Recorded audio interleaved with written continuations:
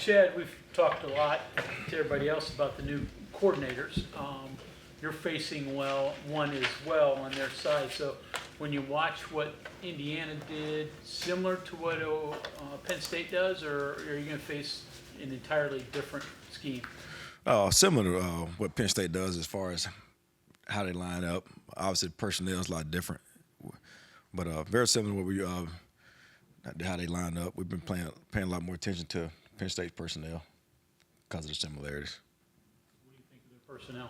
Talented, got great overall team speed, and talented from top to bottom. Really good up front. I was going to say, Neil mentioned very familiar with a lot of those players, probably a lot of text messages that either were answered quickly or home visits that were, so you're familiar with a lot of these guys in recruiting, right? Absolutely. Very familiar. So we know how talented they are and kind of players they are and what they mean to that football team.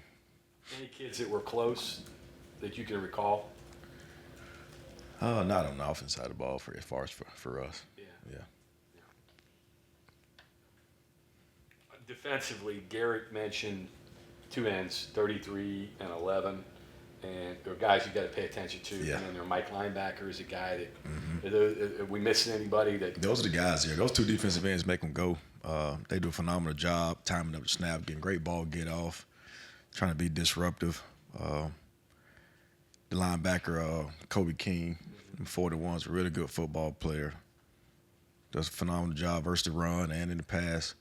Plus, all those guys got experience and, not necessarily just experience playing, but experience playing with one another. So they got good chemistry. And then, we got a great respect for what they can do.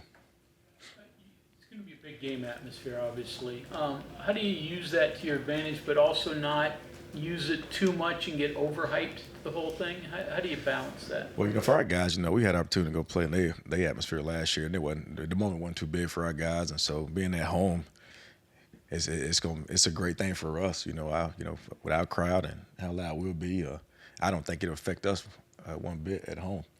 I hope they're so loud the other team can't hear what they're saying. Be great for us. Kind of a fine line though, because defensively you want them to play with as much emotion and passion and energy, but offensively you got to execute. You've got assignments. You got things you do. So you got to kind of tamp it down a little bit, right, with your guys. As far as offense, guys, you're approaching it different than Jordan is. Yeah, well, be honest with you, we've had our last couple of scrimmages. We've had several scrimmages, and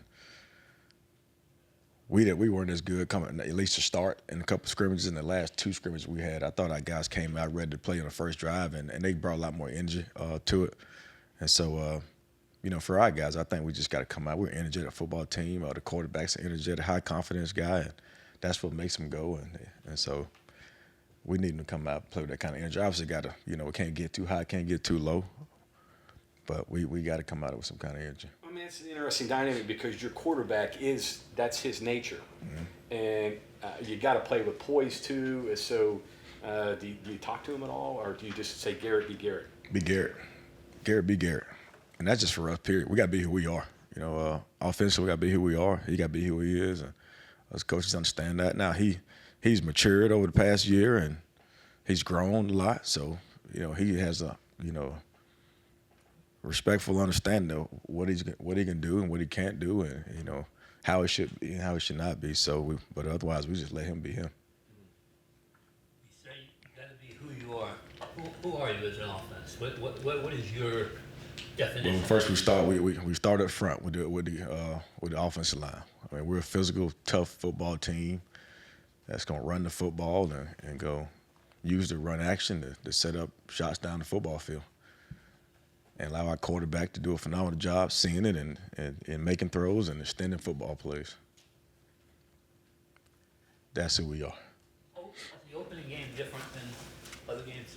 I mean, obviously it is since there's no history. Well, if it's because of the first game, yeah. It's because of the first game. Obviously, it's a big game for us. They all are big games for us, but I wouldn't say it's any. We prepare the same way, regardless of who the opponent is. Obviously, you got a lot more time to prepare for the opponent, so that's what makes it different. You got a lot more time than you normally have within the game week to prepare for them, and sometimes that's a good and a bad thing. Sometimes you can see too much and work on too much and feel like you could do too much, put in too much, install too much, and now you got guys out there thinking instead of reacting. So, but as far as like it being different, not necessarily from a mentality standpoint, just the fact that we got more time to prepare for them. You go into this, obviously, you've spent a lot of time studying them, working on things at work through camp, spend time. Is it now a process of, okay, don't add more, but take away some of the things that maybe you thought were good that don't look good? Is that how it goes? 100%. That's exactly where we are right now. And it's also about doing the things that we're good at too. We had a great camp. I want to say since I've been here, this is the best camp we've had. Offensively, been the most consistent we've had. It's been the most available we've had. And when I say available, I'm talking about the players. We've done it. The guys done a phenomenal job taking care of their body, staying healthy. And because of that consistency and that chemistry of playing with one another day in and day out, it's allowed us to have the best camp we've had since we've been here. So it is more about, at this point right now, taking away things so the guys can go out there and play and not overload them. But it's also about just doing what we're good at, regardless of what we're going to see. If we just do and execute what we're good at, what our guys are good at, what we're comfortable with. Maybe a manifestation of having older guys and more experienced players, maybe? Absolutely, 100%. Yep. And that's testament again, like the guys been available throughout camp. The experience we have playing with one another, but also like throughout camp, like the quarterbacks and the O-line, those guys are, they're throwing the ball to, the guys they're going to throw the ball to, developing that chemistry. They're handing the ball off to the guys they're going to hand the ball off to. The offensive line are, they're playing alongside guys they're going to play alongside. And that's huge. Sometimes you go through camp and you got injuries where guys are out and you're not necessarily throwing or handing the ball out to the guys you're going to play with on Saturday. And we've been fortunate, knock on wood, to stay healthy throughout camp to do that. With Yates at the center, are there things defenses can do to try and take advantage of? He's not inexperienced, just, he's new at center, newish. Are there things like putting a guy right over top of him or anything, force him to make more calls? Are there things defenses can do that way? Yeah.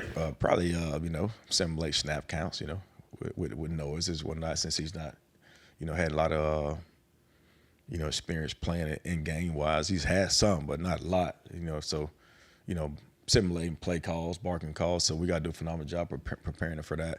As far as line up in front of him, he's one of the strongest guys on the football team, so that shouldn't be an issue for him. But I would say simulating snap counts. Schematically, they're 4-3 though, right? So not going to be anybody over top of them, at least initially. Right, at least until third down. Until third down. Yeah. Looking at Penn State and the scheme that they run with that 4-2-5, and they're going to use that kind of, it sounds like the spear of what the Mountaineer defense does, but call the line like that safety linebacker hybrid. Right. Does that kind of help having that here with the spear? It does, we prepare. It absolutely does, because it's a bigger body they put in that position, and something that we face and we see every day. So it does helps us prepare for those guys. Hey, Chad, when you're getting ready for a coordinator, a defensive coordinator you haven't seen, where do you start? Is it a player? Is it a philosophy? But for us, we just started with, to be honest with you, we started with personnel. We want our guys to be able to see those Penn State football, see their defense.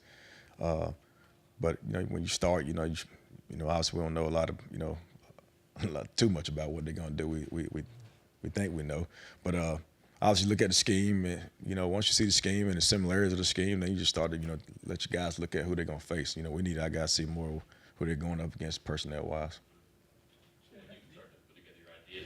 Neil for scripting or play calling, how quickly in your head are you thinking, oh man, we got an edge here, or oh, we should stay away from this, or this play would work here? Yeah, well, again, just go back to just doing what we're good at. When you go into a game where you don't necessarily know, as much as you typically would if the coordinators were in place, you got to do the things that you're good at, and be ready to make adjustments early in the game. If you see anything different.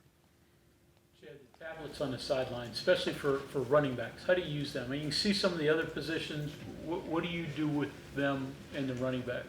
For me, it confirmed what I already see. I don't know if you guys see me on the sideline, but I'm so far ahead of everybody, and I like to try to see the back of the defense so I can see exactly what's going on. I like to see the game the way I game planned with those guys and prepared them for it. So I got immediate feedback for them as soon as they come off the field. So for me, and we did a great job of this fall camp throughout the scrimmages, having the tablets on the sideline.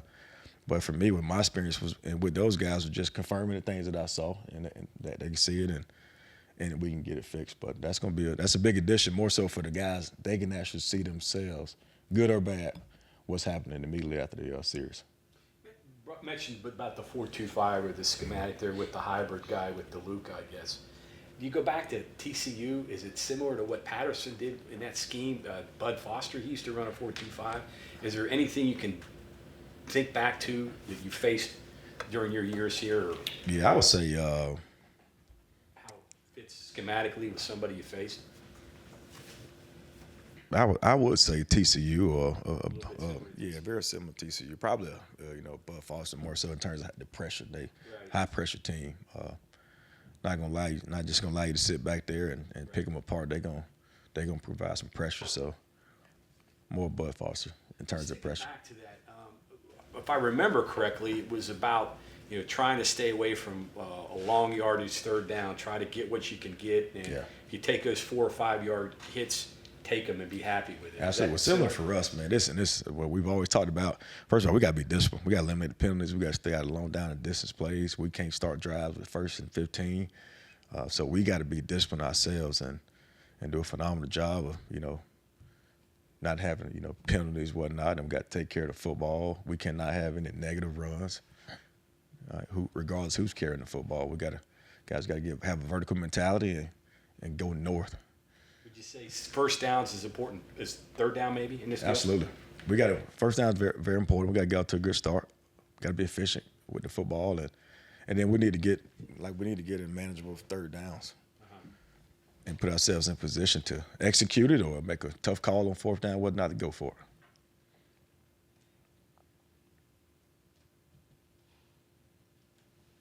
Anything else for Coach Scott? Thank you, sir. All right, absolutely. Thank you all.